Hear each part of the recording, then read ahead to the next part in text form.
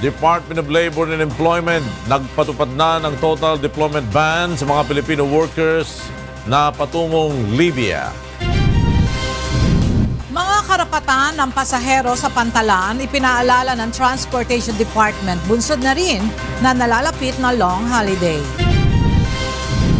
Net satisfaction rating ni Pangulong Rodrigo Duterte na natiling mataas batay sa huling Social Weather Station Survey. Water level ng Angat Dam patuloy sa pagbaba. Napakaganda ng concept na to kasi natutulungan lahat yung mga local bands, local talents, artists. Tsaka nagpupunta sila sa ibang regions. Komposisyon ng mga local artists sa Butuan City itinampok sa iconic Wish Bus sa syudad.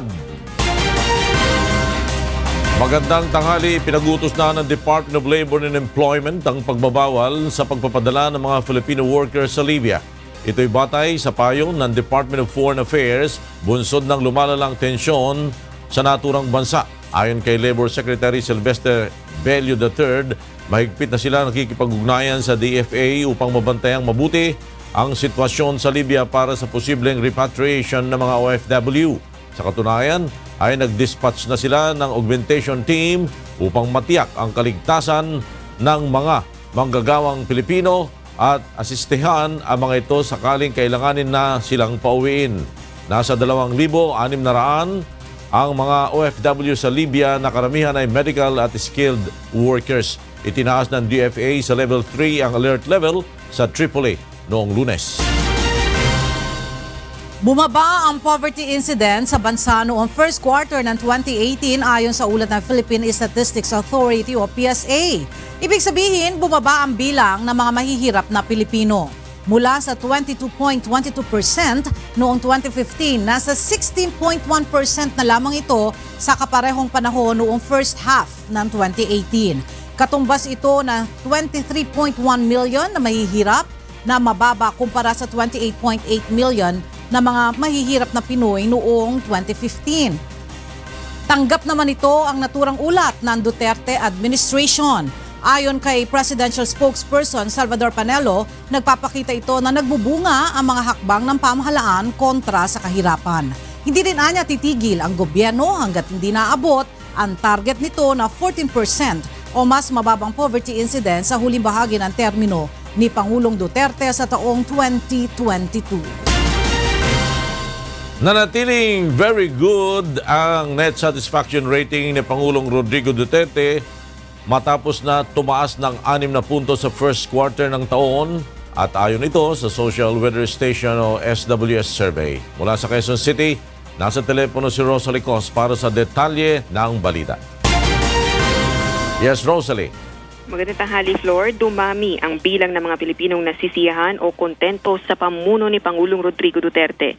Batay sa first quarter 2019 survey ng Social Weather Stations o SWS, tumaas ng 6 na puntos ang net satisfaction ni Pangulong Duterte mula sa 60% noong December 2018. Pumalo ito sa 66%. Napanatili nito ang very good net satisfaction sa unang bahagi ng taon. Ginawa ang survey sa pamamagitan ng panayam sa 1,440 respondents sa buong bansa noong March 28 hanggang 31, 2019. Nangangahulugan itong tumaas ang rating ng Pangulo sa lahat ng areas, gayon din sa lahat ng classes, kalakihan o kababaihan at sa lahat ng age groups. Welcome naman sa Malacanang ang latest report. Ayon kay Presidential Spokesperson Salvador Panelo, nagpapakita itong habang sinisiraan ng mga kritiko at kaaway ng administrasyon si Pangulong Duterte, lalong tumataas ang ratings nito. Sa halip anyang ipagpatuloy ang hate campaign laban sa presidente, dapat nang sumama ang mga oposisyon sa mayorya ng sumusuporta sa Duterte administration na paglingkuran at protektahan ng taong bayan. At kahit ano anyang negatibong bagay ang ipukol sa presidente, hindi ito magpapahadlang na tuparin ang pangakong resolbahin ang suliranin ng bansa sa illegal na droga, kriminalidad, katiwalian at rebellion. Balik sa iyo, Flor. Maraming salamat sa iyo, Rosalie Cos, nagulat mula sa Quezon City.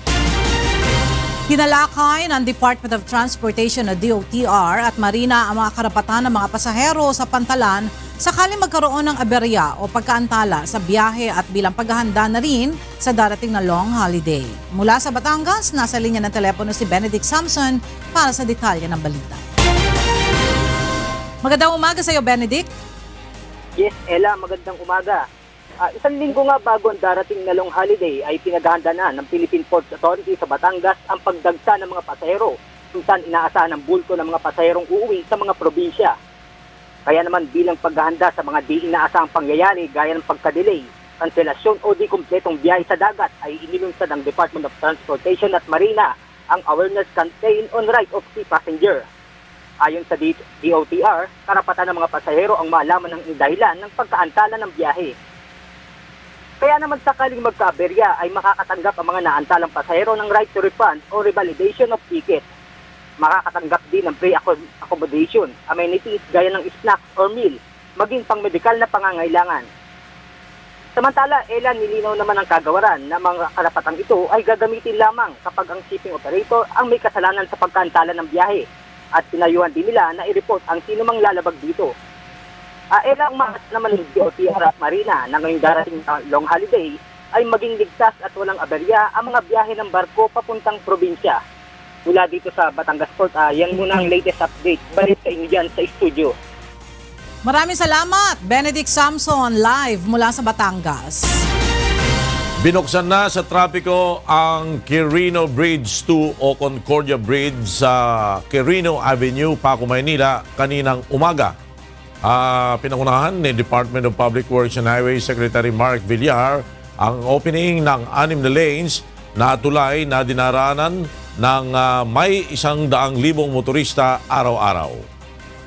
Well, napakalaking bagay po ang opening ng Quirino Bridge 2 dahil almost 100,000 a day ang dumadaan po dito. Kaya makakatulong talaga sa decongestion ng Metro Manila, lalo na po sa Manila, Pasay, Quezon City. Sinimulan ang 58 million pesos reconstruction ng Quirino Bridge 2 noong nakaraang taon. Bahagi ng tulay ng Circumferential Road 2 na magagamit ng mga motoristang papasok at palabas sa timog bahagi ng Maynila.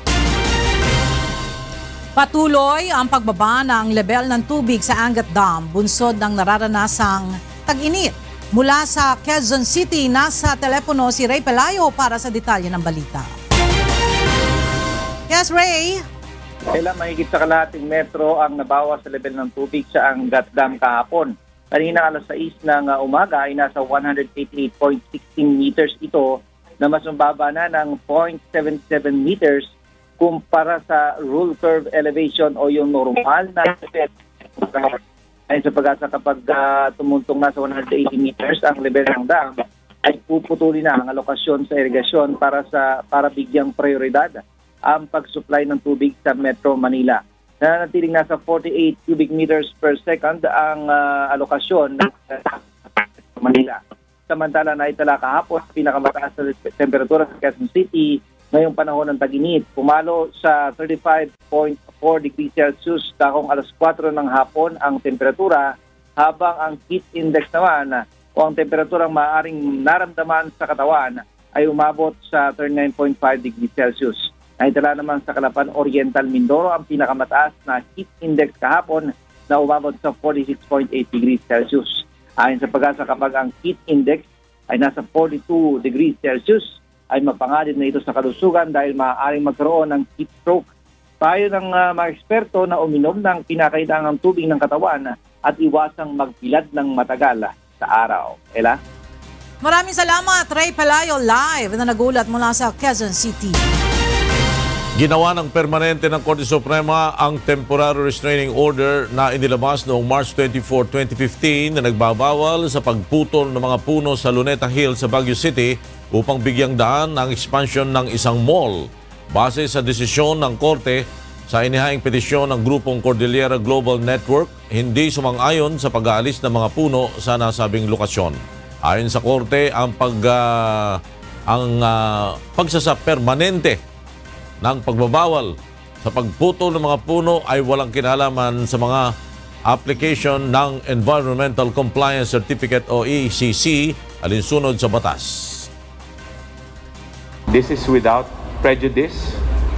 I mean, the permanent status of the temporary restraining order is without prejudice to the filing of an application for an environmental compliance certificate in accordance with existing laws and regulations. Kontrolado na ang African swine flu sa Northern Vietnam ayon sa Department of Health o Department of Animal Health. Narito ang report ni RJ Timoteo. Idiniklara ng Department of Animal Health kamakailan na swine flu-free na ang Vietnam. Ayon sa batas ukol dito, ang isang lugar ay maaaring magdeklara ng katapusan ng epidemya kung walang mga bagong kaso ang naitala sa loob ng 30 araw. 5 distrito sa Hanoi at sa hilagang lalawigan ng Nhân Binh, Hung Yen, Hai Dong at Hua Binh ang inihayag na wala ng African swine flu. Dahil dito, magpapatuloy ang karaniwang operasyon at kalakalan ng karne ng baboy sa mga nasabing lugar. Kasabay nito, tumaas ang demand ng karne ng baboy kaya naman nadagdagan ng $0.43 o 22.30 pesos ang presyo ng kada kilo ng baboy kumpara sa nakalipas na 2 linggo. Samantala, sinabi ni Deputy Minister of Agriculture and Rural Development Phuong Duc Tien na nakikipag-meeting sila sa mga major livestock enterprises para pag-usapan ng mga paraan para mapabuti at maprotektahan ang kalusugan ng mga baboy. Isa na dito ang posibilidad na produksyon ng bakuna kontra African swine flu. Batay sa record, 73,000 ang kabuuang bilang ng infected na baboy ang pinatay nang kumalat ang epidemya sa 23 probinsya at lungsod sa North Central Region ng Vietnam noong Pebrero nitong taon. Ang African swine flu ay isang highly contagious disease na pangkaraniwang tumatama sa mga baboy at nagre-resulta sa pagkamatay nito. RJ Timoteo, UNTV News and Rescue, Ho Chi Minh City, Vietnam.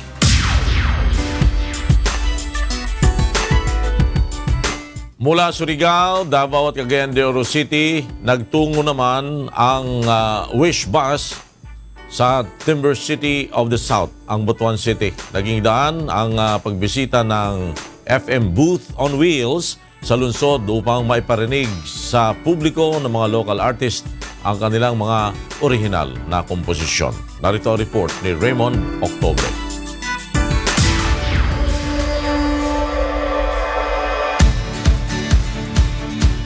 Natuldukan na ang pananabik ng mga Butuano na masilayan ang pinag-uusapang iconic Wish Bus dahil finally ay dumating na ito sa Butuan City bilang bahagi ng Mindanao leg ng provincial tour nito. Kahit bumuhos ang malakas na ulan, hindi nagpapigil ang mga Butuano na makita ang one and only FM radio booth on wheels, ang Wish Bus.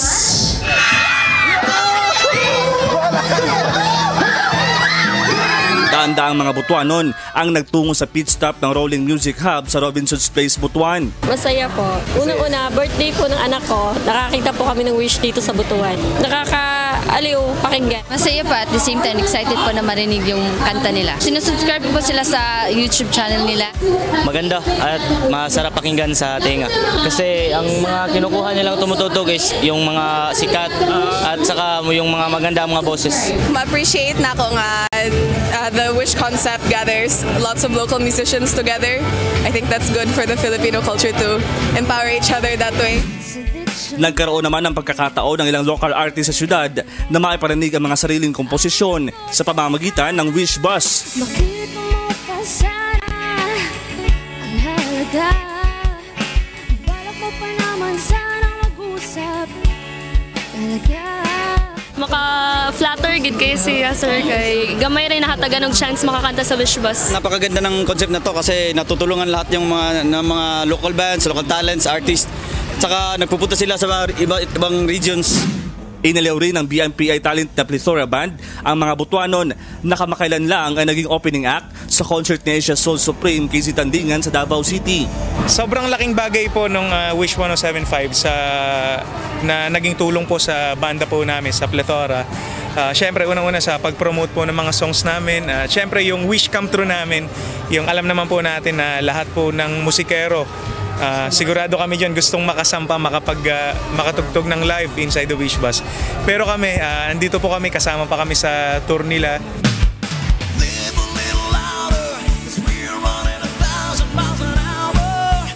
Ang Butuan City na ang huling stop ng Wish Bus sa Mindanao leg ng kanilang provincial tour. Humanda naman ang Visayas Region dahil sila na ang susunod na dadayuhin ng iconic Wish Bus upang maghanap ng mga undiscovered gems at mas mailapit sa tao ang original Filipino music. Raymond Octubre, UNTV News and Rescue, Butuan City. Tulong muna bago balita! Tinulungan ng UNTV News and Rescue ang biktima ng vehicular accident sa Bacolod City kaninang madaling araw. Narito ang report ni Victor Cosare. Nakahiga sa gilid ng kalsada si Richard Magdali ng datna ng UNTV News and Rescue Team sa Libertad Extension, Barangay 40, Bacolod City, alas 3 kaninang umaga. Pauwi na sana ang biktima sakay ng motorsiklo nang bigla umanong huminto ang sinusundan nitong multicab. Bunsod nito ay sumalpok siya sa likurang bahagi ng sasakyan. Ayon sa mga nakasaksi sa pangyayari, mabilis umano ang takbo ng motorsiklo ng biktima kaya ito bumangga sa sinusundang multicab. Nagtamo ang biktima ng gasgas sa kaliwang mata, tuhod at pamamaga ng kaliwang pisngi. Agad naman itong hilapatan ng first aid ng UNTV News and Rescue Team at pagkatapos ay dinala na ito ng grupo sa Corazon Locsin Montelibano Memorial Regional Hospital. Victor Cosare, UNTV News and Rescue, Philippines. Tinanggap ang hamon ni dating Special Assistant to the President Christopher Bongo na ipakita ang kanyang likod upang patunayan na wala siyang tattoo na ebidensya umano ng kanyang kaugnayan sa sindikato ng droga. Narito ang ulat ni Roderick Mendoza. Sa isa pang video na lumabas sa social media nitong Lunes, idinadawit ng isang alias Bicoy si dating Special Assistant to the President Bongo sa umano'y sindikato ng droga. Sigo umano ang pangatlong pinakamalaking drug personality sa sindikato at tumanggap ng bilyon-bilyong pisong drug money mula 2010 hanggang 2018. Bilang patunay, may nakatato umanong dragon sa likod Sigo at may alphanumeric code na gamit niyang alias sa sindikato. Na Code Libra the 0018. Hamon ang nagsasalita sa video, ipakita ni Go na wala itong tattoo sa likod at titigil na sila. Kung maipapakita niyang wala siyang tattoo sa likod, tatahimik na kami. Sa campaign sortie ng hugpong ng pagbabago sa Agusan del Sur, naghubad ng damit si Go upang ipakita ang kanyang likod. At papakita ko sa inyo.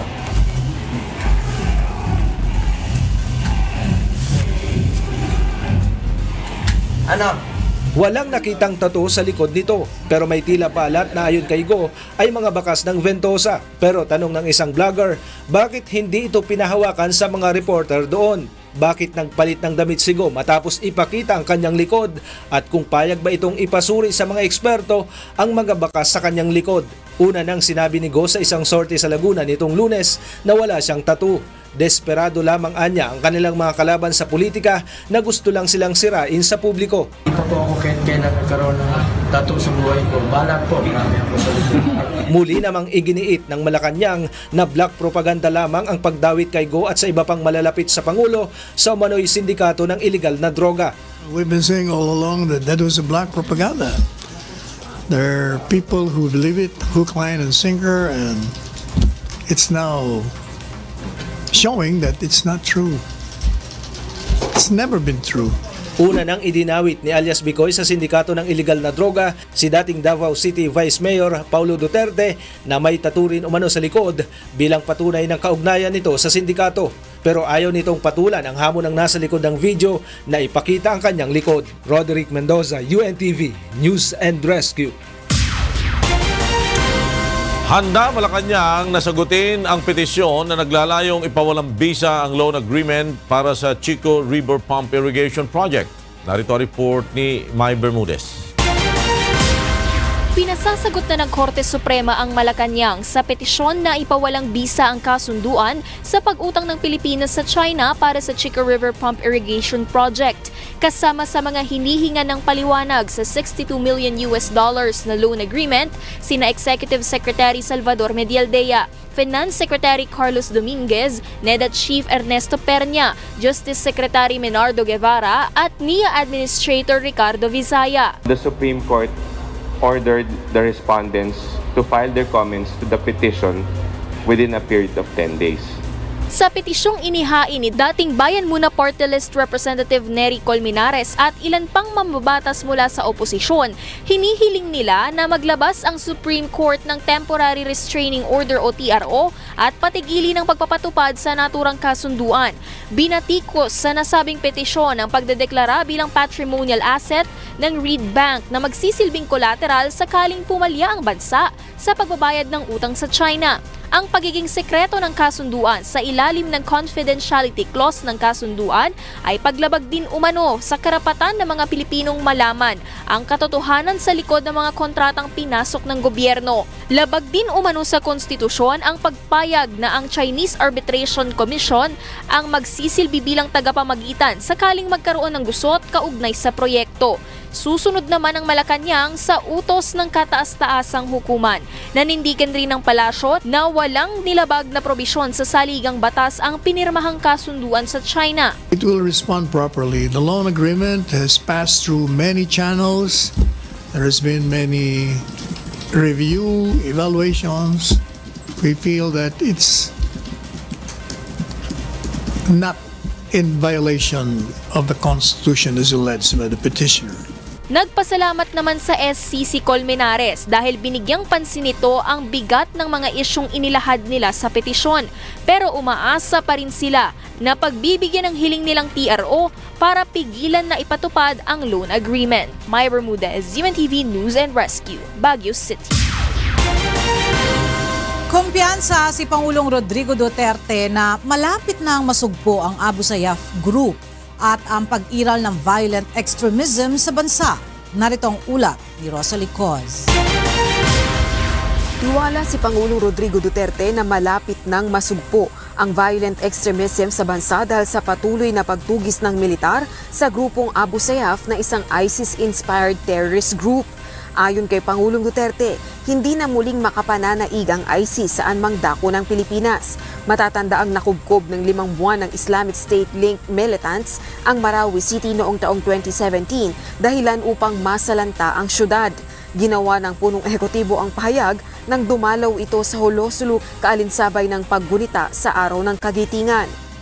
I am especially pleased with our military's recent accomplishments against the Abu Sayyaf group.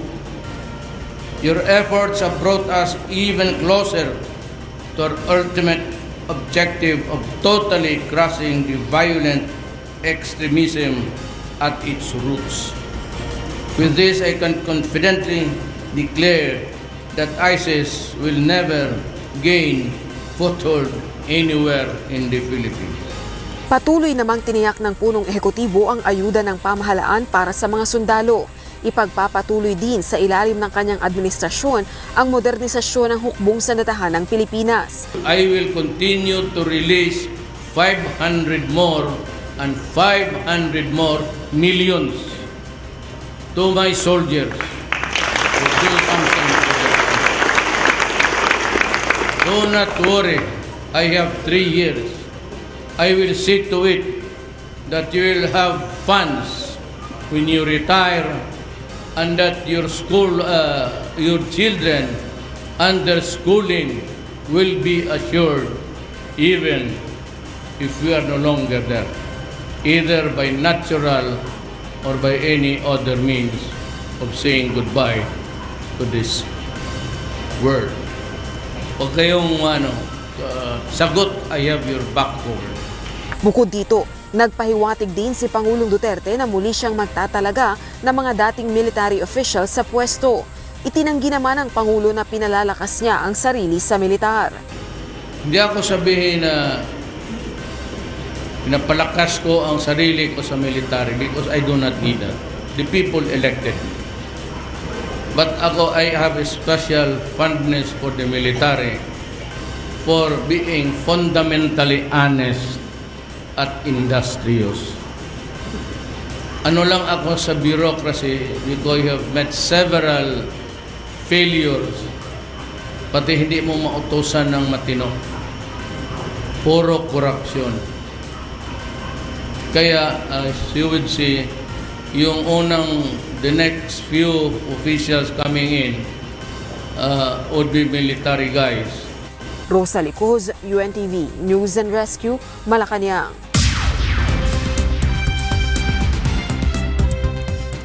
Good afternoon. Here are the top stories from around the globe. One dead after gas leak explosion levels building in North Carolina. Clarence Shaughnessy has the story. At least one person was killed and a firefighter was seriously injured on Wednesday when a gas leak caused the building to blow up and burn in downtown Durham, North Carolina, police said. The blast occurred at 10:27 a.m. EDT after a contractor boring under the sidewalk ruptured the gas line. Durham police spokesman Will Glenn told the reporters at the scene. I'm just sitting at my desk and felt the whole building shake. Pieces of the ceiling came flying down on the desktop and the clock fell off the wall. Just a gigantic boom. We were evacuated and saw that the buildings across the street had blown in windows. There was glass all over the sidewalks just across the street. This would be about a block away from the site. Besides the injured firefighter and the person who was killed, neither of whom were identified. Another 15 people were transported to the area hospital with unknown injuries, and students at the nearby Durham School of the Arts were relocated, Glenn said. Local television showed videos of firefighters dousing the flames, which extended beyond the building that blew up and collapsed. Clarence Shaughnessy, UNTV News and Rescue, USA. The Election Commission of India was finalizing preparations on Wednesday, April 10, for the country's election, which is scheduled to begin on Thursday. About 900 million people are eligible to vote in the election, spread over 7 phases into next month, so that security forces can ensure a free and fair ballot at about 1 million polling stations. Results will follow vote counting on May 23. India's Prime Minister Narendra Modi is rallying his nationalist base in the world's biggest democracy, but the race has become tighter than anticipated thanks to dwindling incomes for farmers and scarce jobs. Astronomers have taken the first remarkable image of a black hole, which is located in distant galaxy. Lena Ramos reports. An international scientific team on Wednesday announced a milestone in astrophysics, the first ever photo of a black hole using a global network of telescopes to gain insight into celestial objects with gravitational fields so strong no matter or light can escape. The research was conducted by the Event Horizon Telescope Project, an international collaboration begun in 2012 to try to directly observe the immediate environment of a black hole using a global network of Earth-based telescopes. The announcement was made in simultaneous news conferences in Washington, Brussels, Santiago, Shanghai, Taipei, and Tokyo. The image reveals the black hole at the center of Messier 87, a massive galaxy in the nearby Virgo galaxy cluster. This black hole resides about 54 million light-years from Earth. Black holes, phenomenally dense celestial entities, are extraordinarily difficult to observe despite their great mass. A black hole's event horizon is the point of no return beyond which anything, stars, planets, gas, dust, and all forms of electromagnetic radiation get swallowed into oblivion. Astrophysicist Shepard Dolman is the project director of the Event Horizon Telescope. And we are delighted to be able to report to you today that we have seen what we thought was unseeable. We have seen and taken a picture of a black hole. Here it is.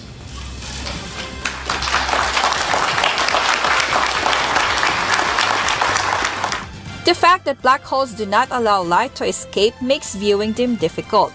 The project's researchers obtained the first data in April 2017 using telescopes in the U.S. states of Arizona and Hawaii, as well as in Mexico, Chile, Spain, and Antarctica.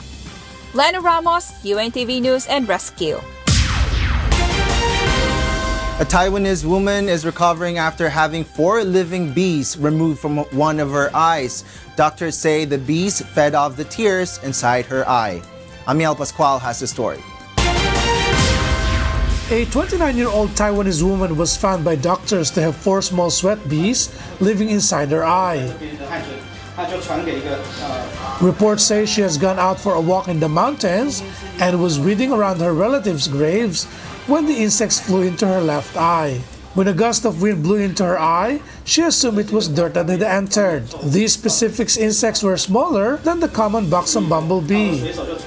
Dr. Hong Chiting of the Fu University Hospital in Taiwan, who treated the woman, said these dark-colored bees were ant-sized members of a family known as Halictidae.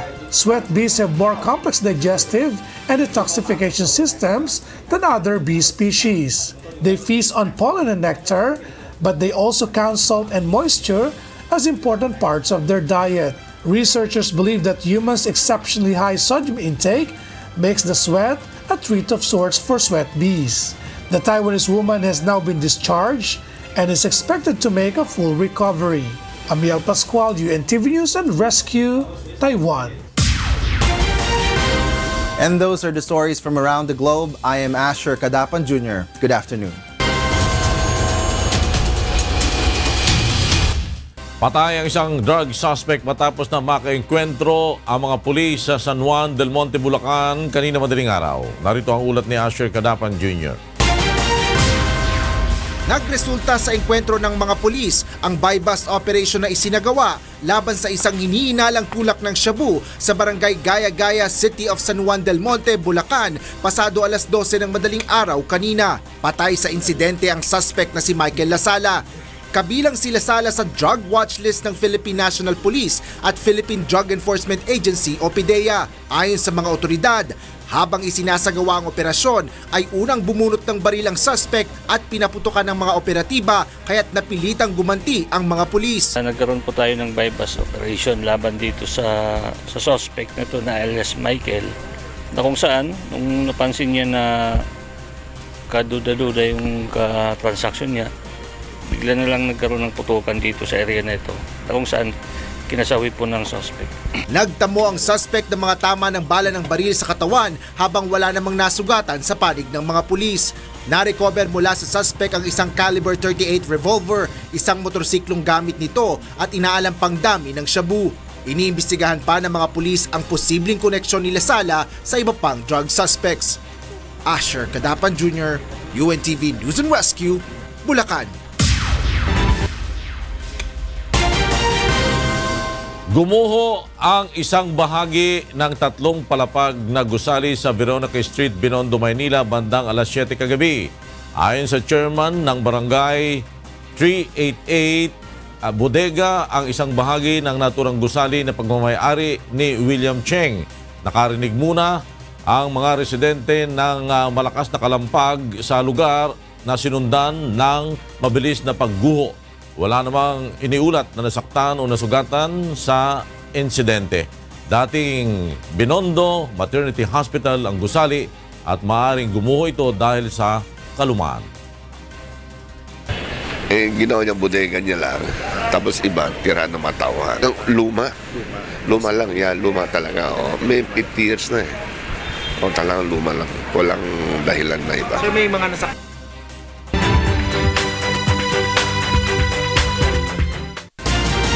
Ilang produkto na gawa sa corn husk ang ibinida sa Corn Husk Festival sa Nueva Ecija. Nangako naman ng Department of Trade and Industry o DTI na tutulungan ang mga residente sa lugar sa pagpapalago ng kanilang corn husk business. Narito ang ulat ni Danny Monar. Isa ang bayan ng Cuyapo sa Nueva Ecija sa may pinakamalaking producer ng mais sa Region 3. 2/3 ng kabuuan ng barangay sa bayan ay tinataniman ng mais. At upang lalo pang lumago ang hanap buhay ng mga residente, tinuruan na rin silang gumawa ng iba't ibang produkto gamit ang corn husk, gaya ng twines, basket, bulaklak, decorative items at iba pa. Ang corn husk po ay malaking tulong sa mga kababaihan, lalo na po yung mga walang trabaho. Alam naman po natin na ang mga nanay ay parating nasa bahay lang. Nakakagawa sila ng mga produkto out of corn husk. Karamihan sa mga nakiisa ay ang mga housewife na nais magkaroon ng extra income. Ito kasi una naman ginawa, nag-seminar kami. Tapos umisip na lang ako ng pwede kong ilagay doon sa mga bulaklak na yon. Katulong ng lokal na pamahalaan ng Department of Trade and Industry sa pagsasagawa ng mga training at seminar. So isang strategy yan para i-promote yung lahat ng products ng nasabing bayan-bayan o syudad. It is this the time na mga turista, lalo na summer ay nagpupunta. So inaalam nila kung saan magpupunta yung mga tao, ano yung mga tourist spots. Ito ang kauna-unahang trade fair na DTI sa bayan ng Quiapo. Danny Monara, UNTV News and Rescue, Nueva Ecija. Nangangamba ang ilang empleyado ng National Food Authority o NFA sa Region 9 sa magiging epekto ng inaasahang reorganization ng ahensya. Narito ang ulat ni Dante Amiento. Ahora, como una ley el Republic Act 11203 o Rice Tarification Law, taman lingas el cuantos empleados del National Food Authority por causa escrito na ley que tiene cuantos sección de la agencia posible ay mingua el empleado. Asigon con NFA, Region 9 Assistant Regional Director Ruben Banatad, si Pasaiste ay mingwa el cuantos opisina na ahensya. Incluido con el mga directamente ay apekta el mga talya na Industry, Regulation and Enforcement Section. The focus now is what are these regions which are rice producing. So doon ang center. The nucleus is there. For example, in Zamboanga, the rice producing area is Pagadian. So they could absorb one province with. Por eso, cuantos kunal mga empleyado es hindi sigurado si esta siyempre sila na ahensya o transferiya na otro departamento del gobyerno. I am a mother of a 6-year-old daughter, and kung mawawalan kami ng trabaho, mawawalan ako ng trabaho, what will happen to me? What will happen to my daughter? Diba? Paano ang pag-aaral niya? Paano ang future niya? Pa namin alam kung ano-ano yung mga positions na nakapaloob doon sa bagong structure. So, yun ang apprehensions namin na baka hindi na kailangan yung mga positions namin under the new structure. So, magiging floating kami. Dante Amiento, UNTV, Noticias y Rescate, Ciudad de Zamboanga. At yan ang ating mga balitang prom D. Ako si Janice Hente, maayong udto.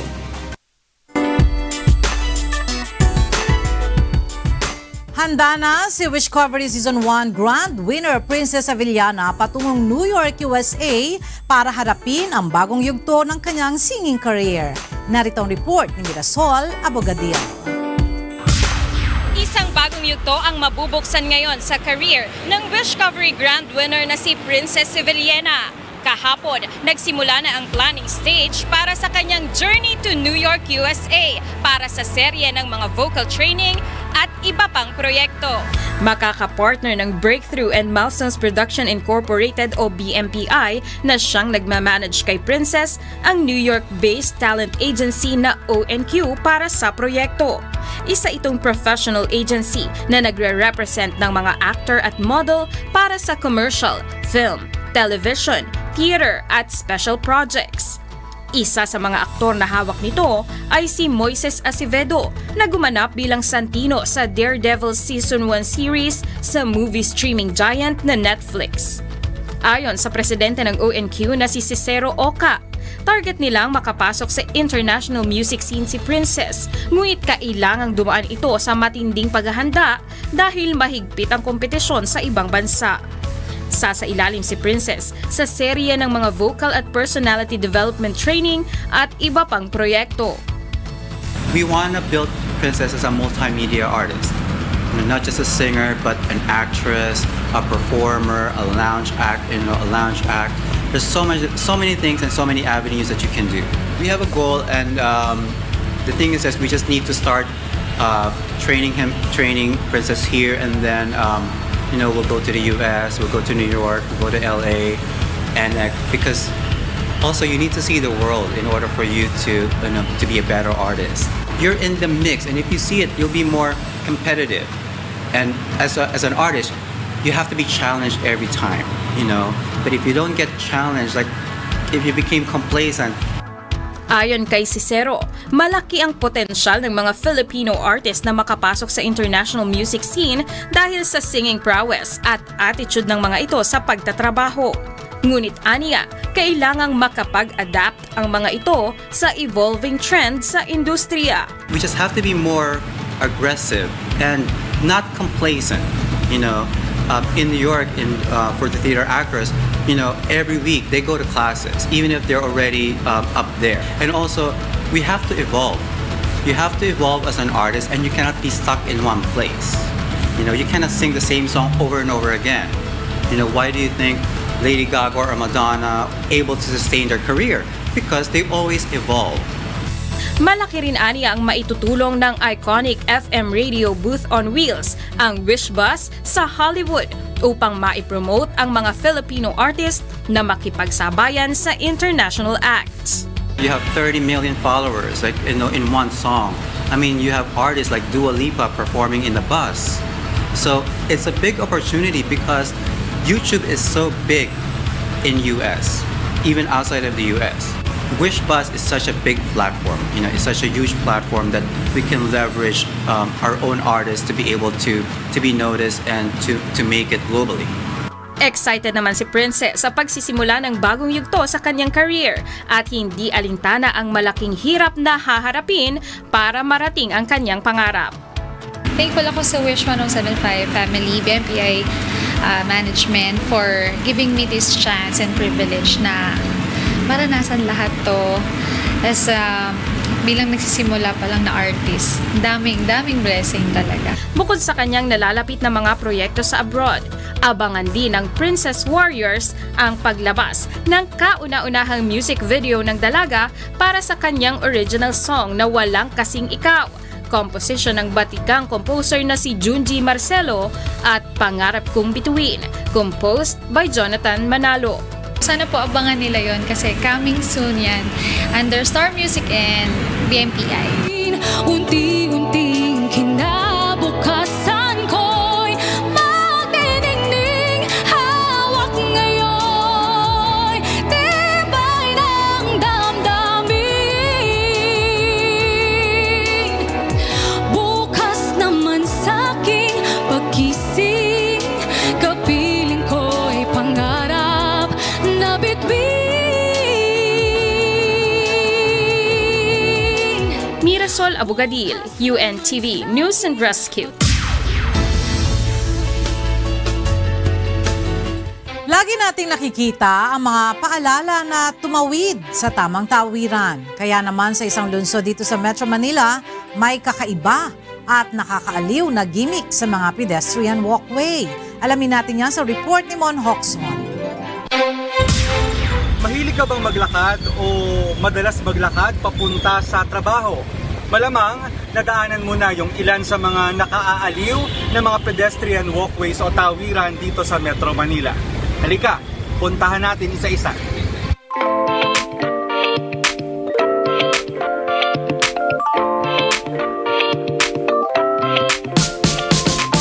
Kilala ang Makati Business District sa napakaraming underground walkways. Ito ang nagiging daan upang makatawid ang mga tao mula sa isang kalye papunta sa kabilang kalye. Isa sa hinahangaan ay ang Makati Avenue Underpass na nagpapakita kung gaano kagaling ang mga Pilipino pagdating sa sining. Mabibighani ang lahat ng tumatawid sa makukulay na sketches at disenyo sa underpass. Maaaliw ka naman sa paglalakad kapag napadaan ka sa Salcedo Underpass sa Makati. Bagamat under renovation ito, maganda pa rin naman tignan dahil sa mga murals. Kung gusto mo naman makarating sa outer space, pwedeng sumaglit sa Paseo Underpass sa Makati. Tampok na disenyo sa underpass ang rocket launcher ni Daniel Tingkungko. Siguradong dadalhin ka sa kakaibang mundo kapag tumawid ka sa underpass na ito. Kung gusto naman ma-experience ang itinuturing na pinakamahabang walkway sa Pilipinas, pwedeng maglakad sa De La Rosa Elevated Walkway sa Makati. 1.1 kilometer ang haba nito na nagdudugtong sa Rufino Street at Salcedo Street sa Makati. Ito ang pinaka-convenient na lakaran kung papunta ng Makati Medical Center mula sa MRT Ayala Station. Kung papasyal naman sa Quezon City Memorial Circle, pwedeng tumawid sa kabilang kalye gamit ang dalawang underpass. Maluwag ang underpass at well-lighted. Makikita sa underpass ang isang photo exhibit ng history ng Quezon City. Sa Pasig, matatagpuan naman ang Ortigas Overpass. Mayroon itong malalapat na covered walkway with a dome. Disenyo ni Architect Paulo Alcazare ng Ortigas Overpass. Marami ang mas pinipiling dumaan dito kaysa maipit sa traffic sa Ortigas Business District. Kung magagawin naman sa bandang Intramuros sa Maynila, bisitahin ang Manila City Hall Underpass. Bagamat hindi ito kasing ganda ng ibang tawiran, worth it na puntahan dahil sa ibinebentang iba't ibang mga bagay sa underpass. Mapadamit, sapatos at kahit mga classic board games, mabibili lamang sa murang halaga. At bagamat umani ng batikos noon dahil sa nag-aksaya lamang daw ng pera ang gobyerno, ang mini footbridge na ito na matatagpuan sa paraiso ng Batang Maynila ay lubhang nakakabighani. Ang hindi alam ng karamihan, ginawa ito upang sanayin ang maliliit na bata na tumawid gamit ang mga footbridge sa Metro Manila.